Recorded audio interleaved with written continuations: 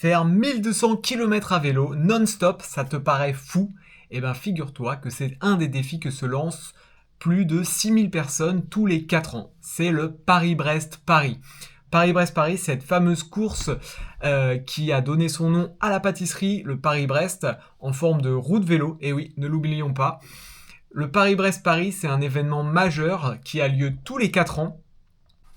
Il faut savoir que le Paris-Brest-Paris, c'est une course qui a été inventée en 1891. Cette course, à la base, elle était plutôt orientée professionnelle, au même titre que le Tour de France. C'était vraiment une course cycliste emblématique qui rassemblait des centaines de cyclistes à l'époque. Depuis les années 50, on est passé sur un format randonneur qui est accessible au grand public, donc qui ne nécessite plus d'être professionnel. Et on est passé donc sur un format randonneur, donc le but c'est de terminer dans un laps de temps défini et non plus de réussir à être le premier. Le but c'est un défi personnel et le but c'est de réussir à franchir les 1200 km en moins de 90 heures. Le Paris-Brest-Paris, c'est donc une épreuve mythique qui rassemble énormément de cyclistes de par le monde. Donc ces cyclistes, on les appelle les Audax. Pourquoi ? Parce que les Audax, c'est un terme qui a été inventé en Italie. Ce sont des gens qui sont partis du lever du jour et qui sont revenus le soir au coucher du soleil et qui ont déterminé une allure Audax. C'est l'audace de rouler toute la journée à vélo. Et donc cette allure, on a déterminé une allure à peu près de 22,5 km/h de moyenne pour faire les brevets Audax. Donc il y a encore des clubs Audax comme Audax Club Lavallois, Audax Club Parisien, il y a l'Audax Club de Troyes il me semble. Ouais, il y a encore différents clubs Audax et il y a aussi des clubs Audax à travers le monde. Et ces clubs Audax, ça représente l'esprit de la longue distance, c'est un petit peu l'esprit vivant du Paris-Brest-Paris. C'est d'ailleurs l'Audax Club Parisien qui organise le Paris-Brest-Paris randonneur tous les 4 ans. Donc il existe un Paris-Brest-Paris Audax à 22,5 km/h en peloton. Et donc voilà, c'est quelque chose de différent. Là, on va parler aujourd'hui du Paris-Brest-Paris randonneur, donc à allure libre. Chacun part dans des sas à des horaires différents et doit arriver dans l'horaire qu'il le souhaite, mais avant 90 heures. Il faut savoir que pour participer au Paris-Brest-Paris, il faut réaliser des brevets randonneurs mondiaux tout au long de l'année.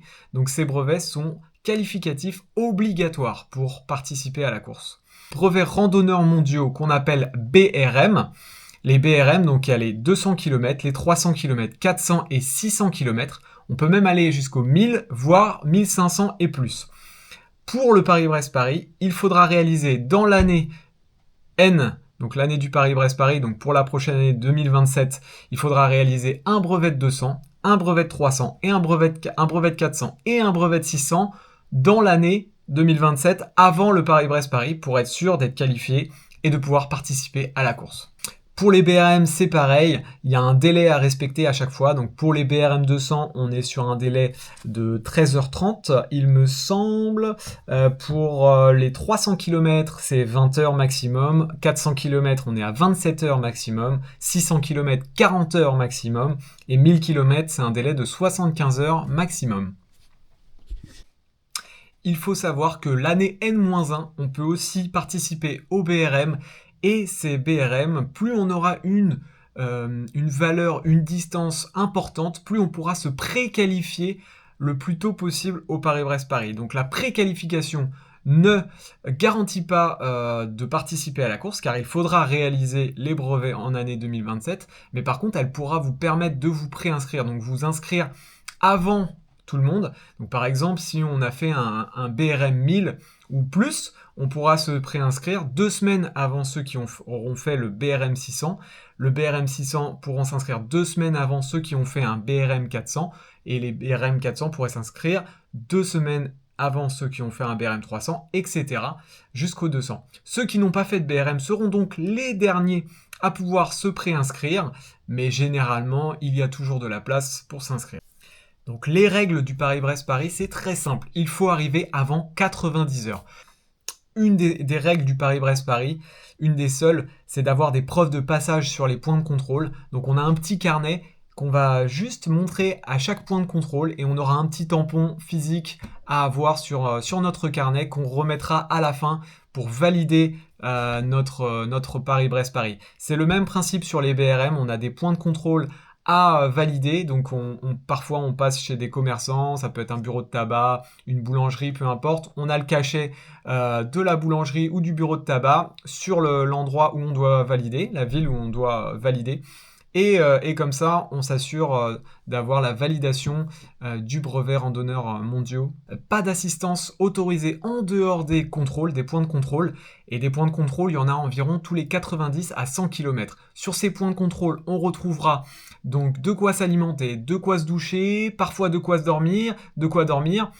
Voilà, en gros, c'est des bases de vie intégrales où c'est vraiment des mini-villes où les gens vont dormir, d'autres vont manger, et il y aura de l'activité 24 heures sur 24 grâce à de formidables bénévoles qui vont œuvrer pendant 3-4 jours parfois sur ces bases, sur ces points de contrôle. Au niveau de la gestion, autrement, tout est en autonomie. Donc on se débrouille de A à Z au niveau du sommeil, il n'y a pas d'encadrement, chacun fait comme il le souhaite. Au niveau de l'alimentation, c'est pareil. Et au niveau mécanique, si on a des pépins mécaniques, il y a bien sûr des vélocistes sur les points de contrôle. Moi, par exemple, au bout je crois, de 800 km, j'avais mon dérailleur avant qui avait vraiment du mal à passer les vitesses. J'ai pu changer mon câble directement dans un point de contrôle. Ils ont pris peut-être 15 ou 20 minutes pour me le faire. Et hop, c'était reparti comme avant, donc nickel. Le Paris-Brest attire énormément de monde. On va voir des nationalités complètement exotiques, des Audax Japan, des Audax China, Audax Brésil, Audax America. Voilà, on a des nationalités de partout. C'est vraiment la fête du vélo. C'est vraiment un festival incroyable. D'ailleurs, tout au long de la route, on va retrouver cet esprit festif autour du vélo avec beaucoup de gens, des citoyens français qui vont se mettre au bord de la route, qui vont offrir de l'eau, parfois à manger gratuitement pour les cyclistes pendant 3-4 jours comme ça, 2 jours et 2 nuits. Et c'est vraiment formidable. On retrouve des gens même qui sont sur le bord de la route, qui sont là pour acclamer les cyclistes. C'est vraiment une ambiance extraordinaire que je recommande à tout cycliste de vivre au moins une fois dans sa vie de cycliste. Mais cette épreuve, elle se mérite, hein. C'est pas si simple de parcourir 1200 km. C'est même, on peut croire que c'est même un peu fou. Tout d'abord, il y a la gestion du sommeil, très importante, parce que là, on parle de moins de 90 heures en 1200 km. Donc, il y a forcément un moment où on va pas beaucoup dormir. Il y a la gestion mentale, les moments de doute, la gestion physique, hein, très importante. Donc, bien être préparé au niveau physique pour rouler longtemps à son rythme sans s'épuiser, très important, ni se blesser, hein, parce qu'on peut aussi risquer d'aller un peu trop vite et se blesser. On en a vu beaucoup lors du dernier Paris-Brest-Paris. Donc pour ma part, j'ai réalisé le Paris-Brest-Paris en 2023 avec 2 très bons amis avec lesquels on a fait beaucoup de longues distances, des BRM jusqu'aux 600, voire des 1000, des traversées de France. Et ça s'est passé vraiment formidablement bien. On a pris un plaisir monstre de bout en bout, de A à Z. Pas de moment de doute, pas de problème, à part voilà, mon câble de dérailleur comme je le disais, mais pas de gros problèmes. Voilà, parfois il y a eu des petits pépins physiques, mais on a su voilà, corriger le tir. On avait l'expérience pour faire en sorte de repartir avec la forme. Donc, qui pouvait demander soit une gestion de l'alimentation, soit une gestion du sommeil, parfois dans ces moments. Bref, c'était un moment, enfin, une aventure vraiment incroyable. Je vous mets la vidéo juste ici, j'avais fait une vidéo à l'époque sur le sujet. Donc sur ma chaîne, je vais vous montrer, je vais vous expliquer plein de choses pour préparer le Paris-Brest-Paris. Je vais vous montrer les brevets que je fais cette année. Donc cette année, je vais aller jusqu'au brevet plus de 1500 km. Ma plus longue distance, ça va être un BRM 2000. Donc c'est énorme. Donc je suis sûr de pouvoir me préqualifier au Paris-Brest-Paris pour 2027. Je vais vous expliquer toute ma préparation, mes routines de renforcement musculaire, mes routines d'entraînement, etc. On va passer tout ça en revue, l'entretien du vélo, la mécanique, et j'espère que tout ça va pouvoir vous aider, à vous motiver et à vous dépasser surtout, parce que c'est avant tout un challenge personnel, Et voilà, à participer à Paris-Brest-Paris et qu'on profite de cette fête. Et j'espère que vous viendrez me voir et qu'on en discutera et qu'on sera sur le Paris-Brest-Paris et peut-être qu'on se croisera et ce sera vraiment une fête incroyable.